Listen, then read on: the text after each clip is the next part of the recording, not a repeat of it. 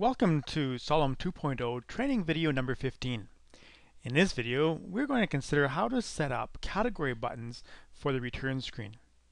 Now the return screen is this one here, and these buttons here are the ones that we're talking about and that you can set up individually. Let's cancel out of this and go over to the settings to set these up. To do that, you start in the Tools and click the Category Buttons tool here. So here it shows the buttons that we already have set up, along with all the settings available, and a number of other buttons that have been pre-formatted to be set up.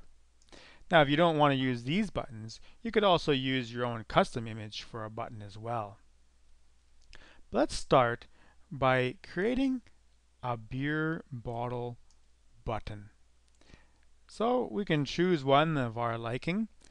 We've got a few different colors to choose from that already have the beer bottle logo. How about if we take the blue one here? Let's drag it over to our button at the bottom here where we have room for another button. We can sneak it over here so it lines up with the other ones. If I want, I can put it on snap to grid so it'll snap in to the exact same grid location as the other ones are. I can also change the size. If I want to make this go all the way across, I can make a double width, and then it goes all the way across. Then I can also change the title, the description here. So this one here is going to be beer. Simple description. Can't really see that very good, so let's change the font on that. We'll make it into a white font and a little larger. How's that? Now we can read it. Default quantity is going to be 1 for this. It could be more.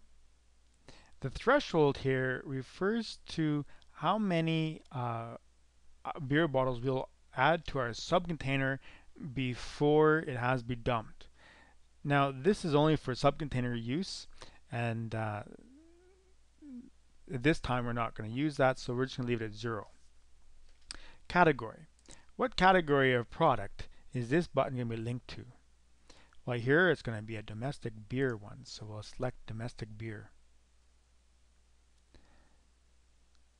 Once we've entered this information, we're all done, and we can save what changes we've made. Now notice there was a few other things we could have done. We could have created a button with a custom image and then browsed to find an image to use for the button instead of using the ones that were pre-formatted on the right hand side. But that's all there is to adding a button. They can be moved, you can change. For example, maybe this other one here, we also want to change its font. Let's go to font and make it white as well. Okay. Now it's a little easier to read. Maybe the white's not the best, but it just shows the options you have for setting up the buttons the way you want.